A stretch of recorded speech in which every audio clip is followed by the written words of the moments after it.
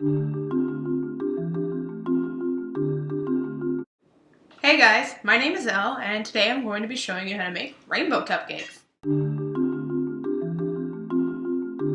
So you're going to need yellow or white cakes mix. I chose Pillsbury white cake mix. It doesn't matter whether you use yellow or white cake mix, but I recommend white because when you put in the dye for the colors, it really makes the colors come out way more vibrant than when you use yellow cake mix. You're also going to need baking cups, dye. This is really important. You're going to need food dye to make the rainbow. Plastic cups, and all the other basics you're just going to need just to make regular cupcakes.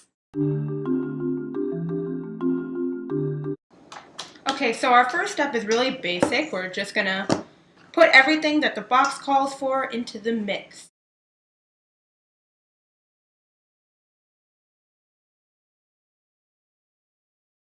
And my least favorite part, mixing.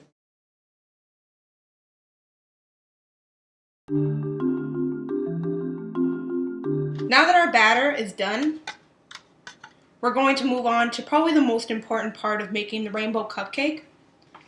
Once our batter is thoroughly mixed, we're going to set up our plastic cups.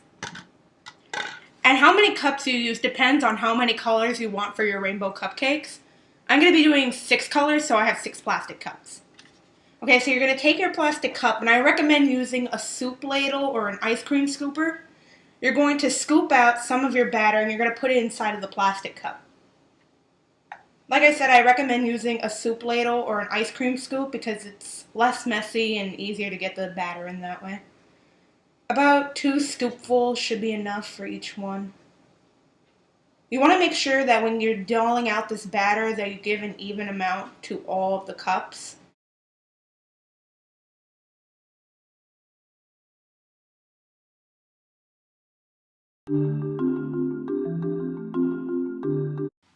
Okay, now that we've evenly distributed our batter into each of our cups, roughly, not very good at this part. Now here's where our dye is going to come in. Most food dye packages come with a guide to coloring on the back, but if not, I'll leave some instructions in the description box on some colors you can make. I'm going to be doing raspberry purple. Oh, nope, neon purple. So basically you're just going to stick this food dye into your batter. 1, 2, 3, 4, 5. Okay. And we're going to take a spoon. Forgot to mention that earlier. You're going to need some spoons. I recommend plastic spoons.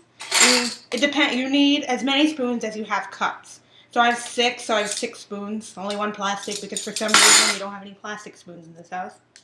And you're just going to mix it together. And you're going to mix it thoroughly and you have to get the bottom too. Because that's a big issue that I have when I do my cupcakes. That I always forget to mix on the bottom, and then when I do the cupcakes, they come out white. So see that part? You gotta go into the bottom and mix it thoroughly so that the color gets to all of the batter. Okay. There. Okay.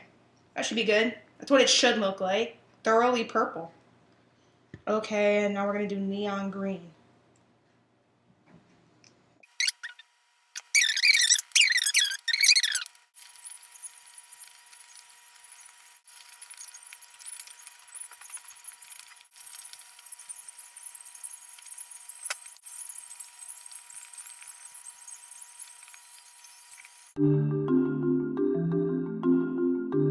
Okay, now we're almost done, and now we have all our colors of the batter inside of these cups. Now we're going to move on to our baking tray.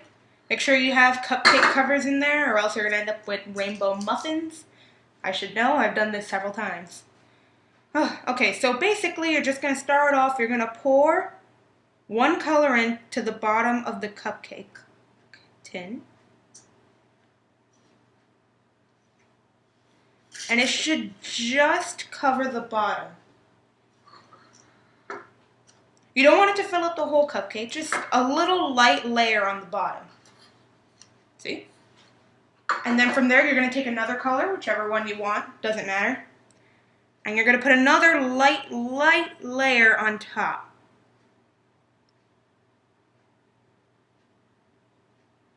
And it's okay if your cupcake batter, when you do the layer, it doesn't completely go in a circle. See, you can still see some bits of the blue. The purple doesn't completely cover it. That's okay. It'll actually look even cooler when you finish. And basically, you're just going to do the same thing over and over and over for every cupcake. We're just going to layer the colors until your cupcake tin is 2/3 full. You don't really want to go over 2/3 because then your cupcake's kind of going to turn out really big and it's not going to look that nice. And it's okay if you don't use all of your colors for each cupcake because you can just mix around, do 4 of each for one and whatnot. For this one, I'm just going to do 4 of my colors. It's already about 2/3 full here. There you go.